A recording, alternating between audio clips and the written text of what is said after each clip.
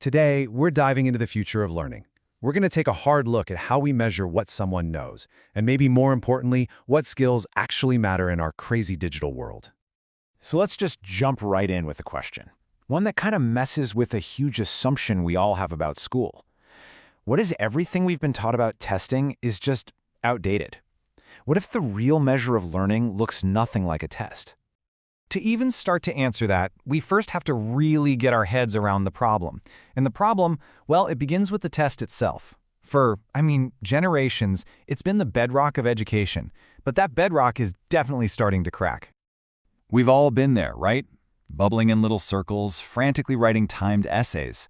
It turns out, though, that research is showing these old-school tests are built on some seriously shaky ground.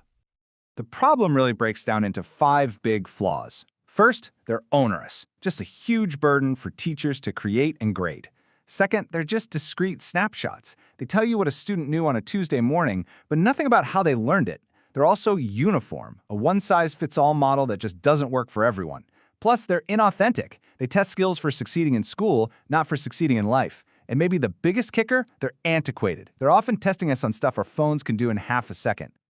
And this all points to a much bigger issue, The problem isn't just the test. It's this massive growing gap between the whole culture of school and the culture of our actual everyday lives. Yeah, these flawed tests are really just a symptom. The real issue is this fundamental disconnect. The way we're expected to learn inside a classroom is becoming more and more different from how we actually operate out in the world. And this table? Wow, it just lays it all out. Crystal clear. This comes from researchers Wiley and Hilton. Look on the left.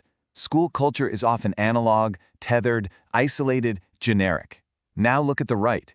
Everyday life is digital, mobile, connected, and personal. It's a complete mismatch. We're preparing students for a world that doesn't really exist anymore. But out of all those contrasts, this one, right here, this is the one that really hits home. In school, we are trained over and over to be consumers of information. Read the chapter, memorize the facts. But in real life, we are absolutely required to be creators, to produce things, to share ideas, to build something new out of that fire hose of information that's always pointed at us. So, okay, if the old goal of creating good test takers is broken, what's the new goal?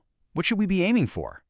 The answer is this really powerful concept, creating digital citizens. And what does that even mean, digital citizenship?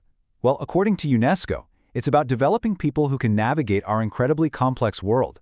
It's not just about knowing how to use a computer. It's about acting responsibly, being an active participant on a global scale, and being able to access experiences way beyond your physical location. And to actually make this happen, UNESCO didn't just toss out a cool-sounding phrase. They built a whole framework. You can think of it like a blueprint for the 21st century learner, and it stands on 3 essential pillars. The first pillar is digital literacy. This is all about how we interact with information. Can you find what you need? Can you tell if it's reliable or if it's junk? Can you communicate your ideas clearly, work with a team of people you've never met in person, and share your own content in a responsible way? The second pillar is all about the digital technology itself, the tools. This covers your relationship with them. Are you even aware of what's out there now? Things like AI. Do you have access to the right tools? And more importantly, do you have the skills to use them well and weave them into your life?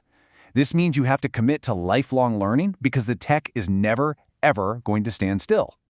And pillar 3 is digital wellness. And honestly, this might be the most crucial one. This is the human side of things, the ethics, the identity, the health. Are you securing your data? Are you building a positive digital identity? And the big one for all of us, are you able to find that healthy balance between your online life and your offline life? So how does someone actually become a digital citizen? Well, it's a journey. First, you acquire the foundational skills. Then, you learn to actually apply them in real-world situations. But the final, most important step, the top of the mountain, is when you start creating new knowledge. That's that critical shift we talked about, from being a passive consumer to an active contributor. But to make that giant leap, from just applying skills to actually creating new knowledge, we need a core competency. And a whole lot of experts believe that one essential skill is digital curation. Now, digital curation is so much more than just bookmarking websites. It's an active process. It's about sifting through all the noise of the internet, picking out the absolute best resources and then organizing them into a collection that tells a story or creates a new layer of meaning. It's basically sense-making in a world that is drowning in information. And this quote just nails it. The crucial point is this: curation isn't just collecting stuff. It's an act of judgment and interpretation. A great curator adds value by giving context and helping the rest of us understand why something actually matters. So what does this actually look like in practice? Okay, imagine you're exploring climate change. You'd start with research, right? Then you'd select and collect the most credible articles and data. But the magic step is interpretation, where you add your own notes and find the connections. Then you'd organize it all so it tells a clear story, and finally, you narrate it by sharing your curated collection, maybe as a blog post or a presentation for others. And this all builds to a really profound shift, not just in the skills we need, but in our entire mindset about what it even means to learn. See, this isn't just about adopting some new technique. It's a fundamental philosophical shift. We have to move away from that old, traditional learning mindset and really embrace what you could call a curation mindset.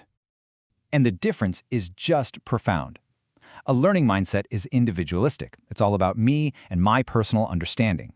But a curation mindset, it's collaborative. It's about us. It's about building networks, sharing insights as part of the process, and creating collective meaning, not just for yourself, but for everyone. And that leaves us with one last question to really think about. In our world of literally endless information, where no one person can possibly know everything, maybe our very definition of intelligence needs an update. Is being smart still about memorizing the most facts? Or is it about being the best at finding, filtering, and sharing the best ideas?